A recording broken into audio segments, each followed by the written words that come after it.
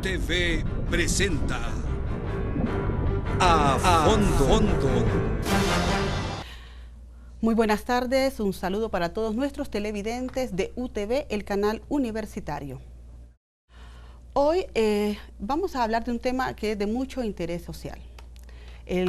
Hace un poco más de un año que se produjo un incendio en la granja penal de Comayagua.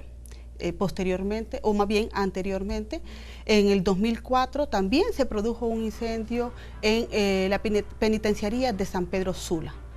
Ayer se alarmó la penitenciaría de Marcala, La Paz, donde estuvo a punto también de suscitarse un incendio. Estos eventos se producen debido a la fragilidad de nuestro sistema penitenciario. Es por eso, y frente a estos hechos y a esas deficiencias que tiene nuestro sistema penitenciario, que vamos a abordar, analizar y debatir sobre esta temática. ¿Qué está haciendo el gobierno? ¿Ha asumido su responsabilidad el Estado luego de las recomendaciones que se le ha dado desde los diferentes organismos internacionales, como la Comisión Interamericana de Derechos Humanos? Bueno, eso lo vamos a hablar hoy con nuestros invitados, a quienes les presento a continuación. Abogado Miguel Ángel Ortiz, ¿verdad?, quien es el presidente pro tempore del Mecanismo Nacional de Prevención contra la Tortura, CONAPREP. Y también tenemos a el padre Marcos Alvarado, ¿verdad?, quien es el coordinador de la Pastoral Penitenciaria de Tegucigalpa. Bienvenidos. Muchas gracias. Para entrar en materia con nuestro tema, vamos inicialmente a solicitarles a nuestros invitados, y vamos a comenzar con don Miguel Ángel Ortiz, para que nos explique qué es CONAPREP, cuándo fue creada, cuál es su mandato. Muchas gracias, licenciada Melida, por estar en este canal de la Universidad Nacional Autónoma, institución que en los últimos tiempos se ha vinculado con mayor énfasis al trabajo con la ciudadanía en estos temas que son fuera de las aulas universitarias. Una iniciativa loable en beneficio del cumplimiento de los grandes fines que tiene nuestra educación superior. Con respecto a su pregunta inicial, el Mecanismo Nacional de Prevención contra la Tortura surge en virtud de una obligación internacional del Estado de Honduras al suscribir la Convención contra la Tortura y otros tratos crueles, inhumanos o degradantes, en el cual se resume que el Estado de Honduras no va a tolerar la práctica de tortura ni malos tratos en las personas que están bajo su custodia y privados de libertad.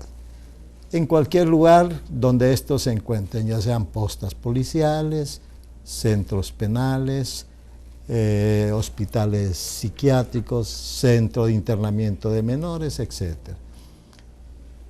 Es el gobierno del presidente Manuel Zelaya que, en cumplimiento de estas obligaciones internacionales, somete a iniciativa del Congreso de la República la aprobación de la ley del Mecanismo Nacional de Prevención contra la Tortura, hecho que se realiza y se vuelve ley de la República en el mes de diciembre del año 2010.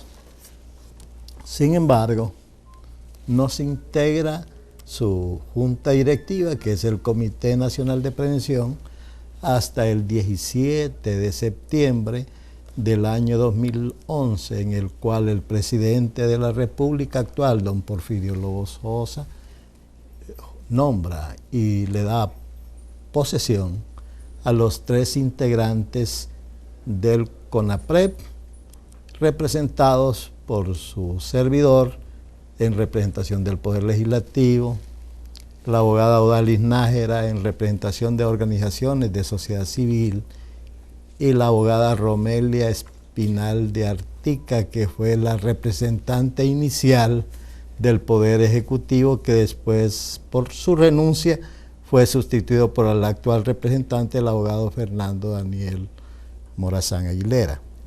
El mandato principal que ustedes El mandato tienen. principal se resume, ya lo había enunciado, en prevenir la tortura y el maltrato de las personas privadas de libertad. ¿Cómo lo hacemos? Visitando periódicamente los centros penales. Una especie de monitoreo, entonces. Es un monitoreo de campo que se plasma en informes, que contiene los hallazgos encontrados en una lista de 38 indicadores que nosotros monitoreamos. Se plasman los informes con las recomendaciones a los distintos niveles de las autoridades correspondientes y se concluye con proponer iniciativas de ley al Congreso Nacional. Por ejemplo, nosotros hemos sido propulsores junto con otros operadores de justicia penal, la pastoral penitenciaria y el CPTRT de la actual ley del sistema penitenciario, porque nosotros consideramos que con la ejecución y puesta en práctica de este instrumento jurídico desaparecerán gran parte de los abusos que actualmente se dan, porque la policía tiene el monopolio en la investigación, en la detención y en la custodia de las personas privadas. Y sobre eso vamos a profundizar en el desarrollo del programa. Vamos a solicitarle también entonces al padre Marcos Alvarado que nos explique cuál es la labor que hace la pastoral penitenciaria de Tegucigalpa frente a los privados de libertad. Bueno, en el caso de la pastoral penitenciaria es un área pastoral de la Iglesia Católica, ¿no? Que tiene aprobación de la Conferencia Episcopal de Obispos. También tiene su estructura donde el obispo, en este caso actualmente Monseñor Emiliani, es el coordinador. Anteriormente, en sus inicios, estuvo Monseñor Ángel, ¿no? Y bueno, tiene una organización, estamos a nivel nacional y también a nivel internacional, ¿verdad? La pastoral penitenciaria tiene el mandato, ¿verdad? De la Iglesia, siguiendo con los principios evangélicos, ¿verdad? De atender las cárceles como parte de la misión. La misión es atender a los privados de libertad, anunciarles un mensaje del Evangelio. Consideramos que las cárceles son como iglesia entre rejas, le llamamos, ¿verdad? Y que de igual manera la cárcel, como otras parroquias o comunidades, merecen, bueno, toda una atención integral. Y en este caso no podemos obviar, ¿verdad?, que el trabajo de la iglesia dentro de las cárceles tiene una función evangélica, pero al mismo tiempo jurídica. Y tengo entendido que en algún momento han hecho una labor de mediación, digamos, de negociación frente a algunos enfrentamientos o este tipo de situaciones difíciles que se han dado en los centros penitenciarios. Por ejemplo, estuvimos allá cuando el MISH, cuando recién trasladados los internos a Támara, estuvimos por ahí colaborando, ¿no? La mediación más significativa fue como el señor Emiliani, ¿verdad? En el caso del presidio de San Pedro Sula. Sí. Era que gracias a Dios, pues, ¿verdad?, por la intervención de él se evitó un enfrentamiento que hubiese terminado en una masacre, ¿verdad? Sí. Y bueno, recientemente allá en La Paz, me parece, ¿no? Y no solamente así nuestra intervención en cuanto hay problemas, ¿verdad?, de enfrentamiento, sino también mediación en el campo legal, ¿verdad? Participando, como decía el abogado recientemente, en iniciativas de ley, ¿verdad? Nosotros estamos a nivel nacional, a nivel regional y también internacionalmente. En el caso de América del Sur existe lo que se le llama JUCALAC, que es juristas católicos de América Latina y del Caribe, donde ellos trabajan como abogados católicos, trabajan en iniciativas de ley, en iniciativas, en algunas observaciones que se hacen a la ley y también apoyando la pastoral penitenciaria, ¿no? Tengo entendido incluso que hay programas que trabajan dentro de los centros penitenciarios, pero yo creo que vamos a abordar eso más adelante, ¿verdad? Vamos a hablar más bien de los problemas estructurales que está enfrentando el sistema penitenciario hondureño. Quisiera escuchar de parte del señor Ortiz cuál es, de acuerdo a ese trabajo que han venido realizando, los principales problemas que se enfrentan y esos problemas estructurales realmente dentro de lo que es el sistema penitenciario de Honduras. El Mecanismo Nacional de Prevención contra la Tortura, el año 2011, para ser más precisos, en el último trimestre, con el apoyo de la Agencia Española de Cooperación Internacional, hicimos el primer diagnóstico que contó el Estado de Honduras sobre la situación de los centros penales, que hasta que ocurrió el incendio en Comayagua fue tomado en consideración. Ya nosotros lo habíamos presentado desde el mes de noviembre del 2011 con las recomendaciones no solamente sobre el centro de Comayagua, sino de todos los centros penales que a esa fecha habíamos visitado. Los problemas del sistema penitenciario van, además de los estructurales, también en materia de recursos humanos. Y aquí una autocrítica que tengo que hacerle a nuestra máxima casa de estudios, de la cual yo soy uno de sus egresados. Mire, en el pensum académico, estos temas nuevos relacionados con derechos humanos, con sistema penitenciario, con las famosas medidas protectoras de las personas que están en situaciones de vulnerabilidad, ya sea que estén en libertad o bajo custodia, todavía no se abordan en nuestra academia. Nosotros aquí con los amigos de Pastoral Penitenciaria y los operadores de justicia penal, durante todo el año pasado estuvimos empleando gran parte del tiempo para ver si concretábamos con la Universidad Nacional Autónoma un programa específico referente a cómo fortalecer la ayuda técnica psicopedagógica en los centros penales. Fíjese que nuestra ley habla que cada cárcel debe tener un equipo de psicólogos, de médicos, de trabajadores sociales que emiten dictámenes para que los presos puedan ser beneficiarios de lo que le llamamos nosotros las medidas de preliberación y de libertad condicional, que otros le llaman los beneficios penitenciarios. Pero para que un director de un centro penal o para que un juez de ejecución pueda otorgar estos beneficios, necesita los dictámenes técnicos de estos profesionales, y en todo el sistema penitenciario apenas funciona uno completo, que es el que está en la PNMAS. De ahí en el resto de centros penales del país, que debíamos de tener 24 equipos psicopedagógicos, no existen. 24 porque son 24 centros penales lo que hay en Honduras. Que cada centro penal debe tener estos equipos técnicos psicopedagógicos. Entonces, ¿qué era lo que estábamos pretendiendo en la universidad? Que hay una práctica de servicio social obligatoria en carreras como medicina, como trabajo social, derecho, psicología, que podíamos reorientar ese trabajo en apoyo de las personas privadas de libertad, bajo la coordinación, por supuesto, de la autoridad que por razón de ley tiene esas competencias. Todavía tenemos la fe y la esperanza que podamos lograr que nuestra universidad nos apoye a los hondureños en un esfuerzo que es de reorientar parte del equipo humano que nuestra universidad forma en beneficio de los privados de libertad.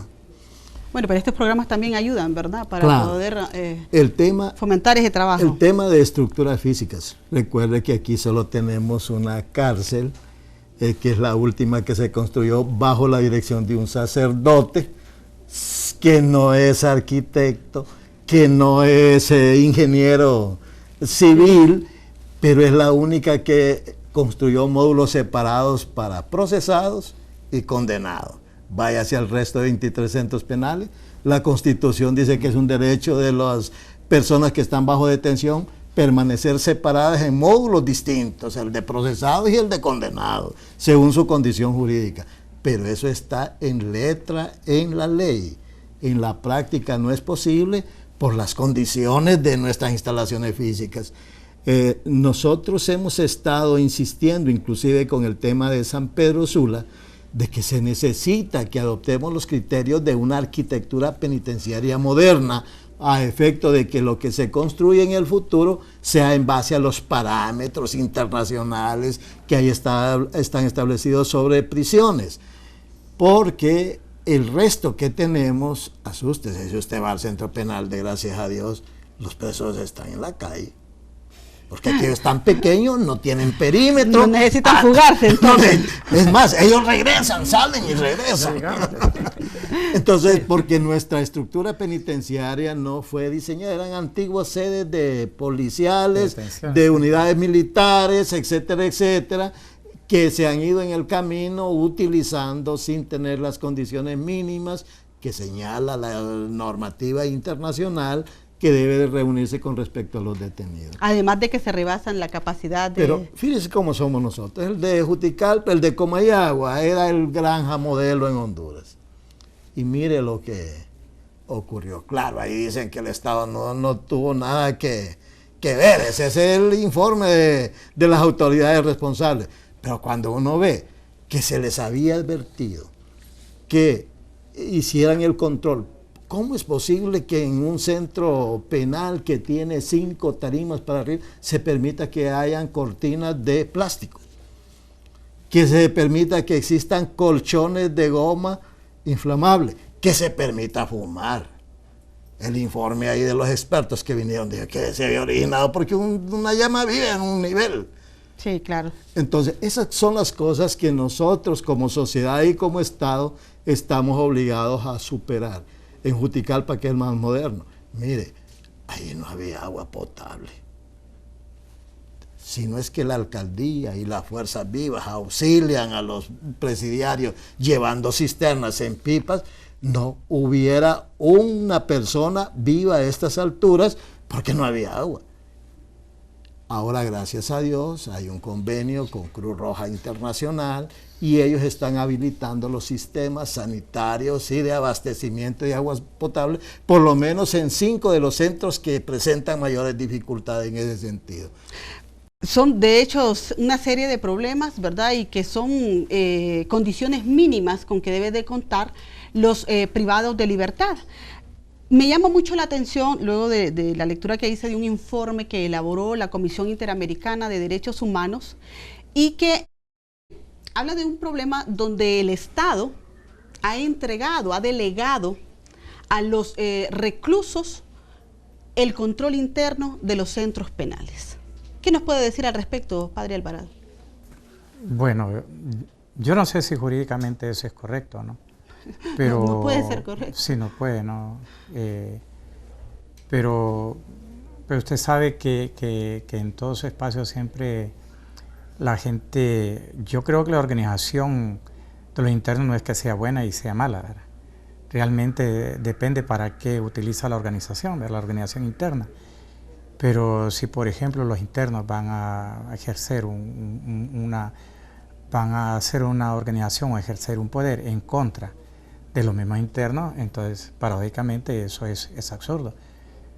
Las leyes creo que establecen que tienen el derecho a organizarse, pero no tienen el derecho, ¿verdad?, a ejercer poder, un poder sobre los mismos internos, ¿verdad? Paradójicamente para los internos los días de Navidad, el Día de la Madre, el Día del Niño y la semana de ellos es completamente días tristes, ¿verdad? Porque, bueno, se empieza a cobrar dinero, gastos, ¿verdad?, que hay que realizar, y hay muchos internos que no pueden cubrir gastos, ¿verdad?, al interior.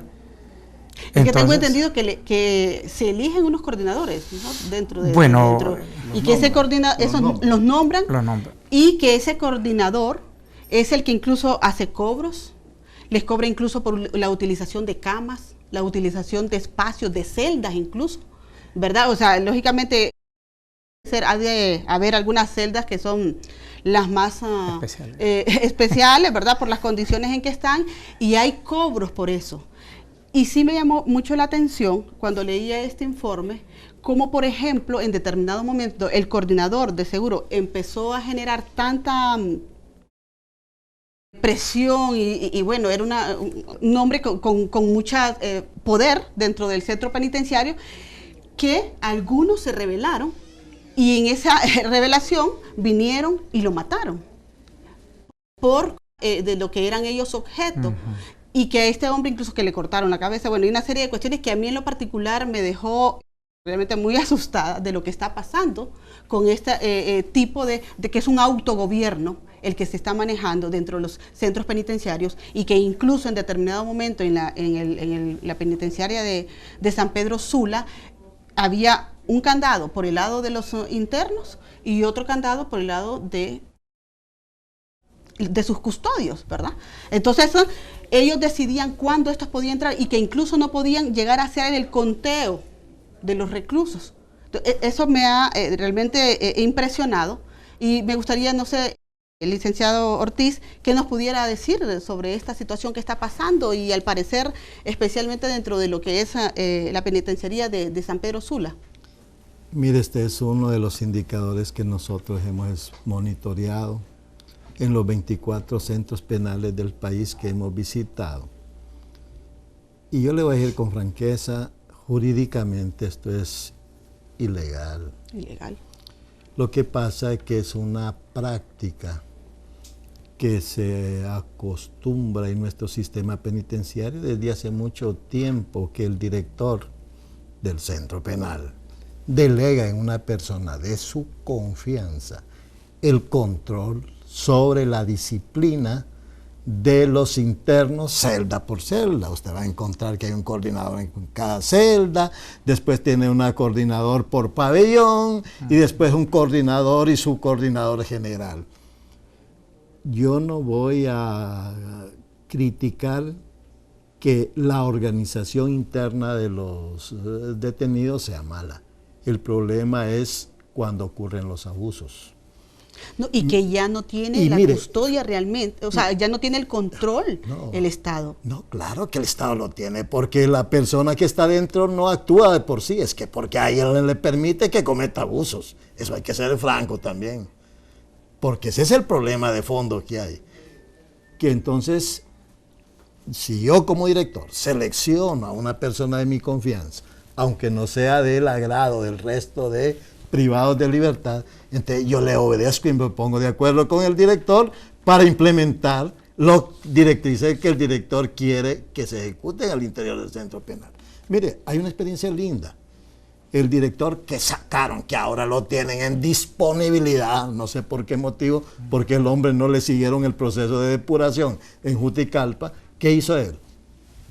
Decidió no meterse en nombrar coordinador, sino que fueran asambleas públicas con voto directo y bajo la supervisión del CONADE regional que se hiciera la elección de los coordinadores.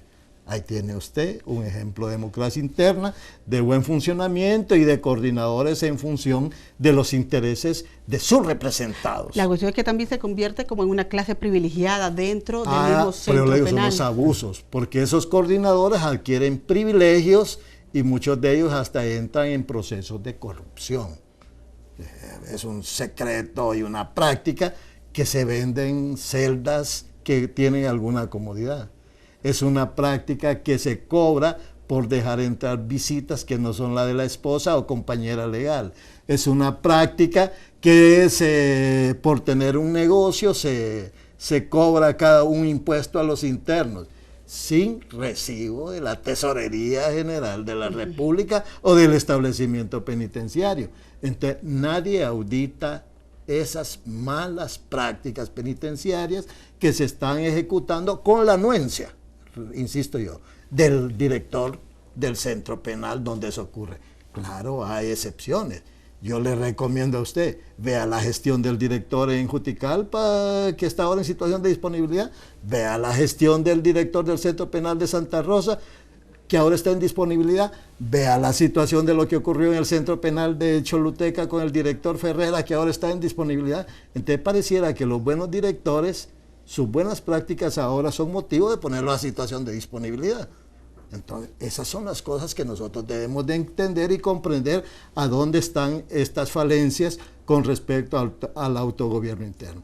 Mire, en tiempos de Suazo Corro a mí me secuestraron, yo estuve 6 meses en la prisión aquí en La Hoya. A mí me tocó estar bajo la custodia de un asesino que era el coordinador de la celda donde estaba, que fue el famoso Dimas Reyes. Y ese señor, para nosotros los que estábamos en la celda, fue como un padre en la prisión. O sea que ahí en ese caso, entonces, más bien... Por eso le digo eso. Entonces, ahí no podemos satanizar el Ahora, esto ha interno. ido evolucionando, don Miguel y don Marco, esto ha ido evolucionando y realmente se ha convertido en una situación agravada de donde se ve, entonces, violentado el derecho a la integridad del resto de los reclusos, ¿verdad? Y ese es el problema. Y me llama la atención, por ejemplo, lo que el informe de la Comisión Interamericana de Derechos Humanos relata, que dice que el Estado ha llegado incluso a la conclusión de que ese es un mal necesario y que necesitan tenerlos como sus aliados. Eso entonces me hace, bueno, digo yo, cuando menos acordemos, ahí van a ser como pequeñas ciudades con su propia jurisdicción, con toda una independencia donde ya el Estado no va a poder, realmente ha perdido el control de estos centros penitenciarios. Pero vamos a ir a una pausa. Cuando regresemos, continuaremos hablando sobre los problemas estructurales que enfrenta el sistema penitenciario en Honduras.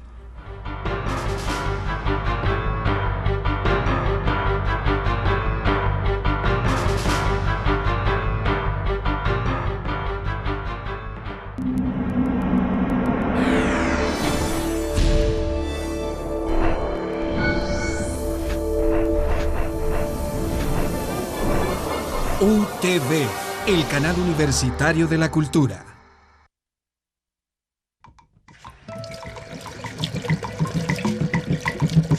Los humanos tenemos un tesoro que a veces no cuidamos y nunca imaginamos que se puede agotar.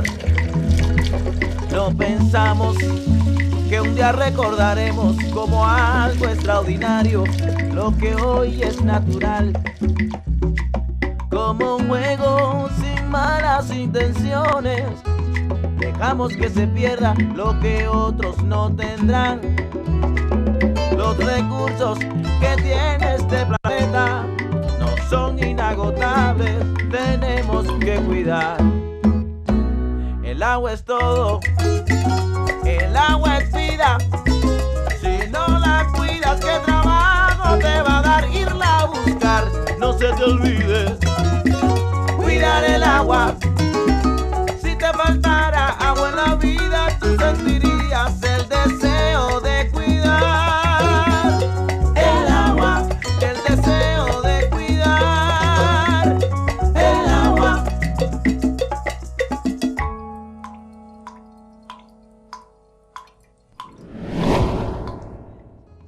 Dejamos que se pierda lo que otros no tendrán. Los recursos que tiene este planeta no son inagotables, tenemos que cuidar.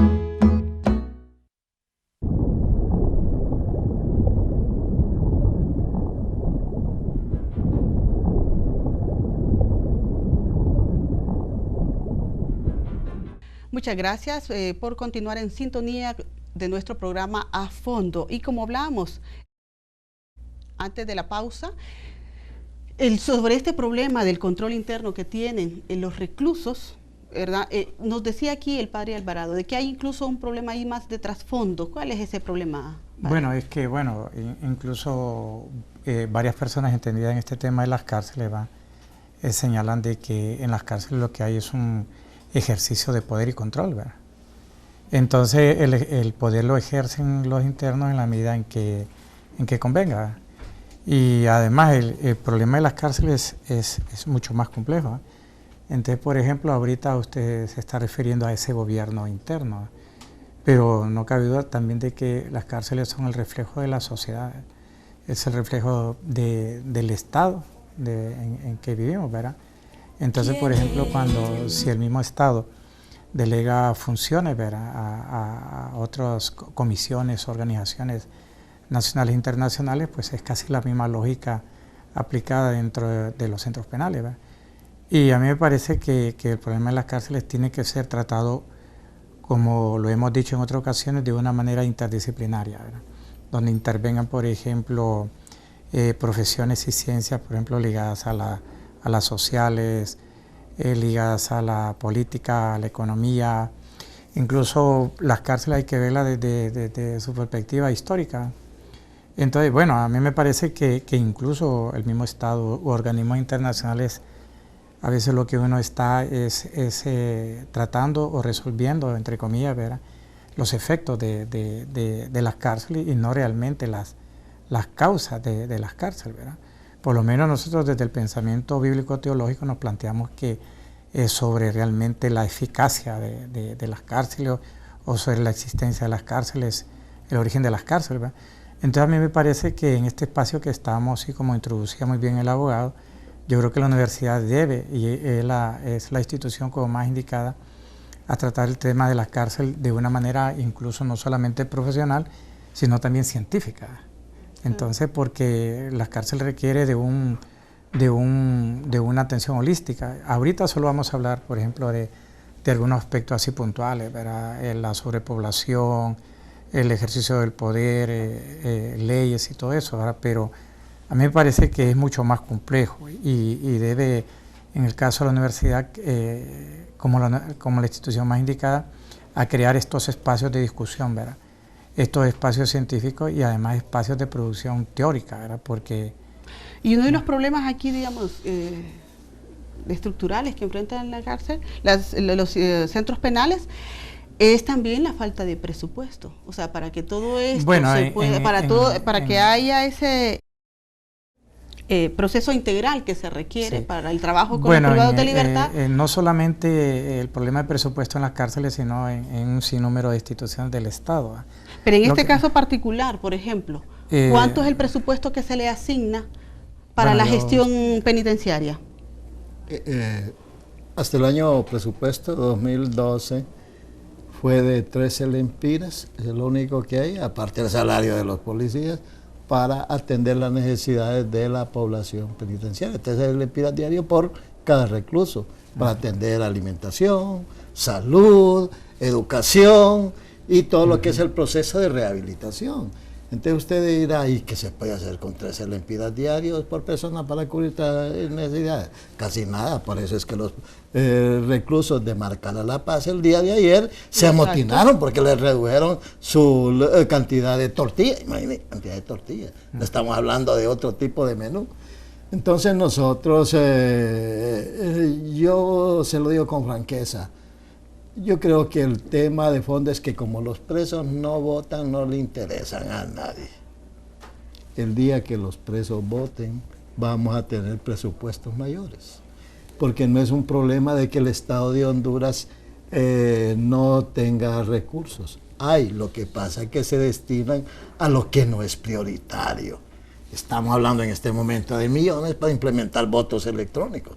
¿Y por qué no hablamos de que esos millones puedan ser reorientados para cubrir las necesidades básicas de estos sectores que están bajo la responsabilidad del Estado?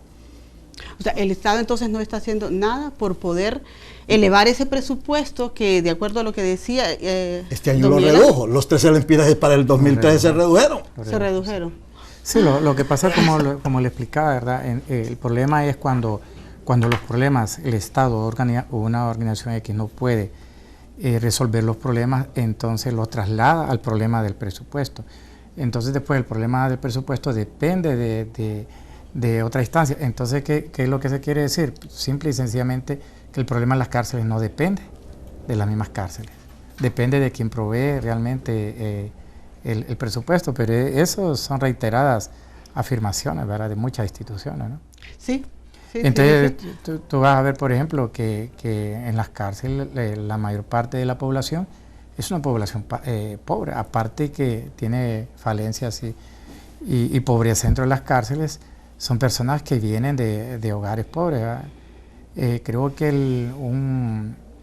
no sé qué porcentaje, creo que por 30% creo que ha sacado ha completado la primaria, ¿no? Yo creo que solo un 7% de universidad, ¿no? ¿Del personal penitenciario? De los internos. De los internos. De los internos, sí. Ya. Y así en otros ámbitos. Entonces, ¿cómo podemos estar hablando nosotros de, por ejemplo, de resocialización o rehabilitación, ¿verdad? Conceptos inadecuados también, ¿verdad?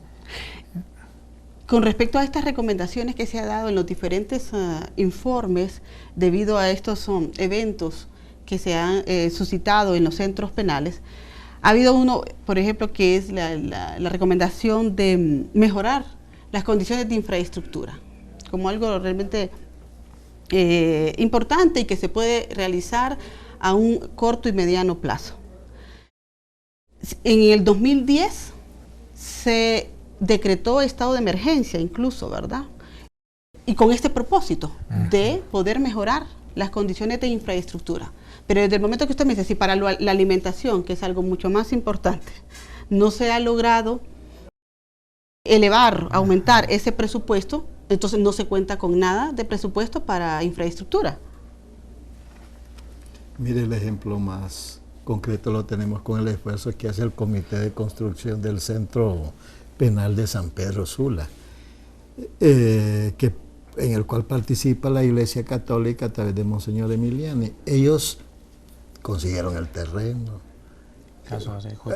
fueron a poner la primera piedra, pero usted vea en el presupuesto a ver si hay algún renglón asignado para apoyar la construcción de ese centro penal de San Pedro Sula. Sin embargo, hay un negocio millonario con Banco Atlántida para hacer un nuevo penal en Comayagua en contra de la voluntad de la sociedad de Comayagua y en contra de la voluntad de los reos.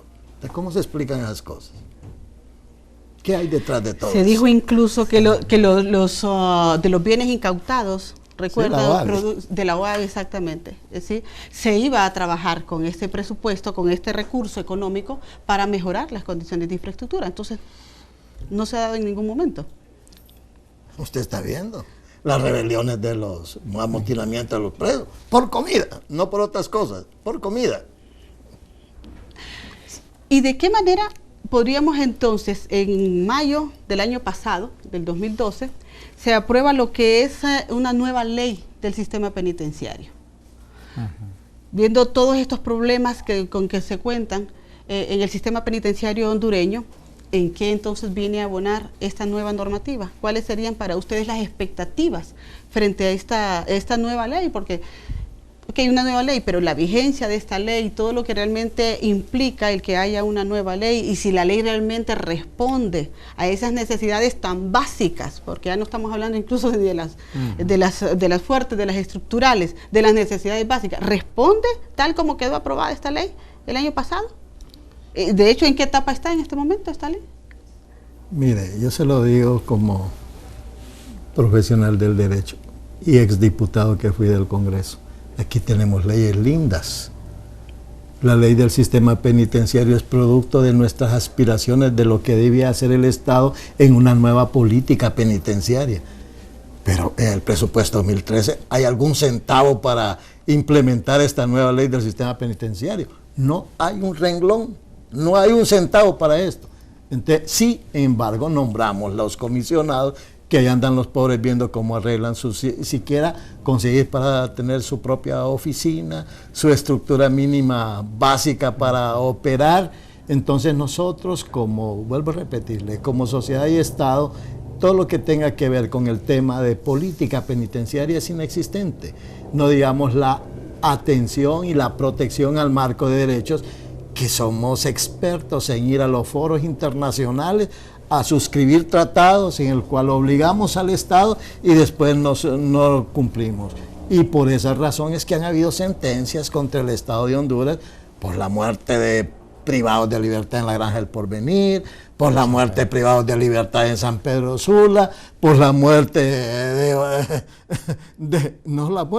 la detención ilegal del señor López Álvarez en el presidio de la cárcel de Tela, porque es como sociedad y como Estado, y digo yo, como funcionarios públicos, con competencias que la ley nos da, somos indolentes a cumplir el mandato que al jurar nuestros cargos todos los servidores públicos presentamos. Porque cuando uno analiza estos hechos por el cual todos los contribuyentes estamos pagando esas indemnizaciones millonarias, Si aquí hubiera siquiera que el Ministerio Público iniciara la acción de repetición contra la responsabilidad de esos funcionarios que no cumplieron su cargo y en el cual por acción u omisión tuvieron que ocurrir desgracias, tenemos el caso de Comayagua. ¿Tenemos algún requerimiento fiscal todavía, más de un año de haber ocurrido el incidente de Comayagua? Y claro, ahí habían personas que inclusive ante los llantos y los gritos de auxilio a los privados de libertad, debieron de haber acudido en auxilio y más bien se escondieron. Tuvo que aparecer otro privado de libertad, quitarle las llaves e ir a salvar a la mitad de los detenidos. Y ahí están tranquilos, el exdirector de ese centro penal que estaba a cargo en ese momento, más bien está premiado en otro lado, y los demás que estaban con él, tranquilos. Esto no puede seguir sucediendo en una sociedad democrática, en un Estado de Derecho, como el que dice nuestra Constitución, que todos estamos obligados a proteger y respetar. Bueno, lo que nos dice realmente deja una vez más evidenciado que más leyes no significa mejorar mínimamente incluso el problema. Vamos a ir a nuestra segunda pausa comercial y cuando regresemos hablaremos sobre el incendio que se produjo en la granja penal de Comayagua y que hoy ya hace un poco más de un año, y queremos saber entonces cuáles son los resultados de las investigaciones que se realizaron al respecto. Ya volvemos.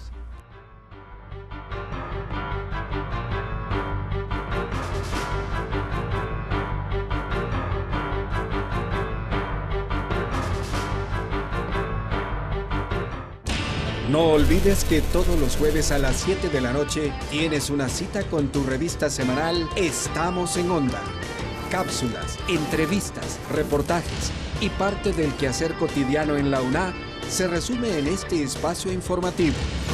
Recuerda que esta es la revista donde tú como universitario eres el protagonista de nuestras historias, historias que ponen al descubierto tus méritos, tus habilidades, destrezas, trabajos, gustos y preferencias en los diferentes escenarios de la máxima casa de estudios. En 2013, ponte en Onda, para que juntos seamos parte de la programación de UTV, el canal universitario de la cultura. ¿Quién es la que me sacó la espina y también curó mi herida y mi lágrima secó? ¿Quién es aquel que jugó conmigo y que siempre fue mi amigo y conmigo soñó? ¿Quiénes son los que ahuyentaron mis miedos mostrando que el fantasma nunca existió?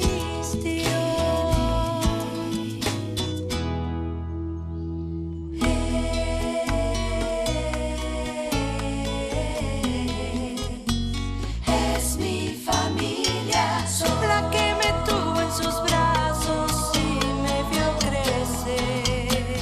Son mi familia, son ellos los que me quieren y los quiero. Soy yo, somos familia.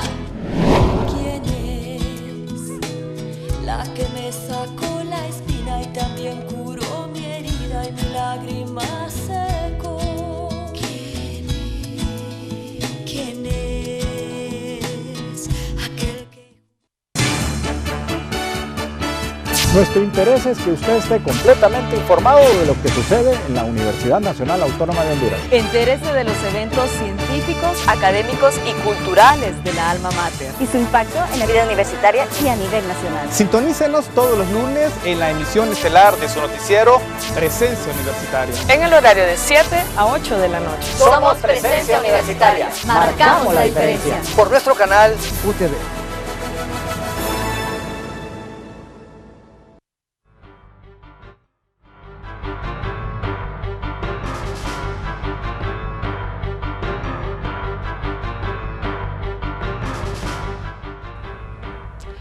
Gracias por continuar con nosotros. Ya estamos en la última etapa de nuestro programa a fondo y como les decía anteriormente, vamos a abordar en esta última etapa la investigación sobre el incendio que se produjo en el Centro Penal de Comayagua, y para ello nos acompaña el señor Giovanni Vázquez, ¿verdad?, quien es el presidente del Comité de Familiares de las Víctimas del Centro Penal de Comayagua. Agradecemos al señor Vázquez por acompañarnos en este espacio y especialmente en esta última etapa donde nos centraremos a hablar, ¿verdad?, sobre el incendio que se produjo en el Centro Penal de Comayagua.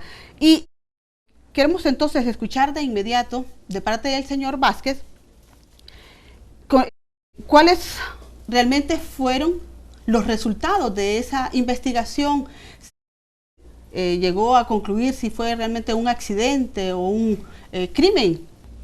Quiero decirle de que, como ya lo dijo el abogado Miguel Ortiz, hasta 14 meses después del fatídico incendio del Centro Penal de Comayagua, aún el Ministerio Público no ha dado un requerimiento fiscal, sea por acción o omisión. De igual manera, yo me atrevo a decirle que el señor presidente de la República se reunió con este comité el día 18, 4 días después del fatídico incendio, y hizo unas promesas ahí. En ese momento se le presentaron al señor presidente 18 peticiones, de las cuales, de esas 18 peticiones, solo los cumplió 3, que fue darles el ataúd, el traslado de los cuerpos a su lugar de origen y un donativo para gastos fúnebres de 10.000 empiras. ¿Y qué sucede hasta el día de hoy? Hace exactamente 8 días, nosotros como comité, a ver el proceso tan lento y la negligencia del Ministerio Público de entregar cuerpos, aún habían 3 cuerpos en calidad de espera. Este comité se tomó la atribución, por decir así, porque con nosotros sabemos de que ellos eran privados de libertad, se les había privado de sus derechos, pero no el privado de ser un ser humano. Entonces, de darle la cristiana sepultura y que se honren con un funeral digno, por como ellos se lo merecían. ¿Y le parece a usted que nosotros dimos todas las gestiones y a un COPECO, que era el ente del Estado, que supuestamente tenía que tener ese donativo a esos familiares, para estas personas se los acaba de negar? Este comité tuvo que pedir, lo digo públicamente, a algunos miembros hacer alguna clase de actividades para poder dar esta cristiana sepultura. Imagínense, si no tienen el donativo que el presidente prometió, ¿qué se puede esperar a 14 meses? Mucho menos entonces toda la estrategia que se recomendó, tengo entendido, don Miguel también, que se recomendó toda una estrategia para la atención en términos psicológicos, de salud, tanto para los familiares de las víctimas como para las personas privadas de libertad que quedaron como sobrevivientes, claro, luego de este incendio. ¿Qué se ha hecho al respecto? Si no se ha cumplido con lo mínimo que se les había ofrecido. Mire, sobre este tema, los sobrevivientes todavía siguen esperando la ayuda psicopedagógica, porque este es un tema que no se ha atendido. Respecto al tratamiento médico de los sobrevivientes, recuerdo que fueron quemados. Si no hubiese sido la Organización Panamericana de la Salud, que de inmediato dotó de los medicamentos y las vacunas antitetánicas, hubiéramos tenido otras tragedias con sobrevivientes por la falta de atención a sus patologías. Sin embargo, respecto a los demás asuntos que quedaron pendientes, como es la reconstrucción de los módulos que fueron destruidos. Eso no ha pasado nada. Todavía sigue pendiente. Sí, sí. Lo que sí está claro es que hay una negociación entre el Estado de Honduras y Banco Atlántida para sacar la cárcel de Comayagua de donde está. Repito que inclusive hubieron opiniones de propios organismos del Estado de que no era la solución adecuada por el alto costo financiero que eso implica y además por las otras connotaciones que inclusive las fuerzas vivas de Comayagua han presentado sobre este nuevo sitio donde se pretende instalar esta cárcel en Comayagua. Claro, hubieron logros, vuelvo a repetirle, por el apoyo de organismos cooperantes en el momento de la tragedia y posterior a la tragedia. pero el Estado sigue un poco indiferente, como bien se explica acá, con el tema en todos los centros penales del país. Estamos en deuda social con el sistema penitenciario, con el respeto a los derechos de los privados de libertad. Imagínese usted que en San Pedro Sula están violadas las señoras que están presas. ¿Y eso quién es el responsable de la custodia de esa señora? Las autoridades encargadas del centro penal. Claro. Sí. ¿Qué esperan entonces los familiares a este momento de las víctimas? Nosotros, el comité, en el mes de mayo, lo reunimos con ACID, la Comisión Interamericana de Derechos Humanos. Estuvimos a puerta cerrada por un acto de 2 horas y ellos nos dieron unas recomendaciones que agotáramos las instancias del país, las autoridades. Quiero decirle de que hemos tenido cierto acercamiento con el fiscal general de la República, sea de paso que nunca los ha dado la cara, siempre tiene que mandar un representante. Y en la última reunión que tuvimos, pues nosotros fuimos muy específicos y pusimos un plazo al Ministerio Público y ellos aceptaron, incluso los han dado la fecha. Estamos esperando que se cumpla, que es para el día 15 de este mes, donde él se comprometió a darlos sus informes o dar ese requerimiento fiscal, sea por acción o omisión. Yo no sé ellos ¿por qué se pierden, por decirlo así, si saben que ellos son responsables por acción o omisión? Desde un momento que vino la ATF, nosotros nunca creímos en ese informe preliminar. Los han dado explicaciones sobre las armas que se dispararon ese día, de los casquillos que se recogieron y de las inspecciones que hicieron. Usted sabe, si hay una escena del crimen, ellos en ningún momento tenían que violentar esa escena del crimen. Ellos tenían que respetar eso, así como estaba. Y el ATF hizo su informe preliminar llamando que es una llama abierta. Y a 3 días después de eso se encuentra un cuerpo calcinado de un privado de libertad. Entonces la pregunta que siempre lo hemos hecho, ¿qué vinieron a inspeccionar ellos si se encontró un cuerpo de un privado de libertad 4 días después? Y desde ahí nosotros partimos. Nosotros ya, si el 15 el fiscal general no los cumple, porque sé que le tiembla la mano para hacerlo esto y sé que se juegan muchos intereses, incluso me atrevo a decir que su carrera política y todo eso sería la gota de agua que rebasaría el vaso. Nosotros ya no estaríamos más porque ya es tiempo suficiente. ¿Seguirían a instancias internacionales? Exactamente, lo tendríamos que hacer. Desde el mes de mayo, a través de la ministra Ana María Pineda, nosotros le enviamos un documento que en ese momento se llamó un arreglo amistoso. Quería que se hiciera algo por los familiares, de ese tratamiento psicológico, de todo, a familiares que ya murieron esperando ver justicia. Tenemos un caso de una madre en San Antonio del Norte, Comayagua, que está totalmente loca y nadie la auxilia. Ella está totalmente demente. Y así como esa madre, me atrevo a decirle, todas las 362 madres están en esa condición, con ese trauma permanente, porque nunca se lo dieron. Entonces nosotros de una más esperamos pues que este 15, que el fiscal general ya se deje y firme ese requerimiento fiscal, y nosotros pues no tendremos más que ir a instancias internacionales porque fue una recomendación de la SIC, y como comité y familiares y todos sabemos que es un tiempo prudencial para que hubieran hecho ese requerimiento fiscal. ¿Y de CONAPRED qué podríamos esperar como apoyo a este comité de familiares? Nosotros desde el primer día del incendio estamos en el terreno, en los hechos, en el ámbito de nuestras competencias, tanto con los familiares como con los sobrevivientes y las autoridades del centro penal. Bueno, hemos llegado al final de nuestro programa. Previo a despedirnos, nos gustaría entonces escuchar algunas reflexiones de parte del señor Sandoval, como también del señor Ortiz, especialmente frente a este último tema que hemos abordado con respecto a el incendio que se produjo en el Centro Penal de Comayagua. No sé quién de los dos, el señor Ortiz. Mire, sobre el tema del Centro Penal de Comayagua, nosotros queremos insistir nuevamente en lo que está plasmado en nuestro informe.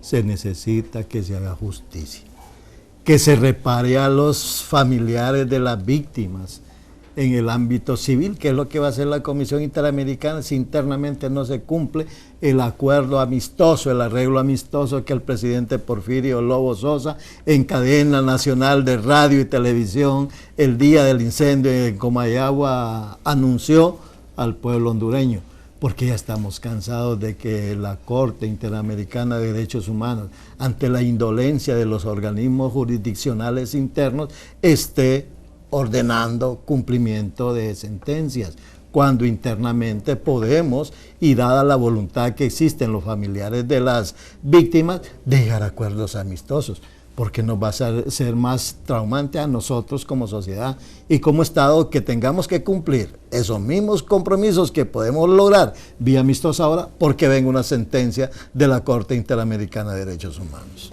¿Qué nos dice el señor Vázquez? Yo comparto la idea del abogado Ortiz, porque nosotros estamos conscientes de algo, que si vamos a una demanda internacional no es el señor Pepe Lobo que la va a pagar, va a ser el mismo pueblo de Honduras. Pero quiero mandarle un mensaje muy contundente al señor presidente de la República, que si él es hondureño y quiere este país, que llegue a un arreglo amistoso. Yo creo que todo familiar se merece una reparación.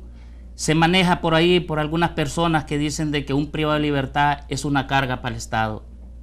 Y todos nosotros que hemos tenido un familiar en un centro penal sabemos que no es así. Dentro del centro penal hay personas que trabajan y dan el sostén a sus familiares. Y como lo dice la Constitución de la República, las cárceles son establecimientos de seguridad y defensa social. Y se va a procurar en él la rehabilitación del privado de libertad. No, que estamos conscientes que ahorita los centros penales más bien son universidades del crimen, porque le puedo poner un ejemplo: llegan muchachos a un centro penal tal vez por una violencia doméstica y lo meten a un módulo donde hay sicarios, donde hay asesinos, donde hay narcos. Entonces no están rehabilitando al privado de libertad, al contrario, lo están convirtiendo en un delincuente más. Entonces mi mensaje sería al señor presidente de la República: como buen hondureño, se ha tramitado a través de la ministra Ana María Pineda, se le han presentado una propuesta, los familiares están a la espera, no se quiere más dilatoria, que es lo que ellos pretenden, y siempre hemos sido personas de diálogos, pero de igual nosotros tenemos que darle respuesta a toda la asamblea. Esperamos ese informe como agua de mayo, como dijo aquí claro el abogado Ortiz, el día 15 de este mes, y de no ser así, pues lastimosamente, como buenos hondureños que seamos, tendremos que ir a organismos internacionales, porque ya hemos agotado y no vemos ninguna disposición de las autoridades de llegar a un arreglo amistoso. Entonces tendremos que ir a organismos internacionales. Muchísimas gracias. Es de recordar que los privados de libertad también son seres humanos y por tanto sujetos de derecho, y es el Estado el responsable de garantizarlos. Muchas gracias, hasta pronto.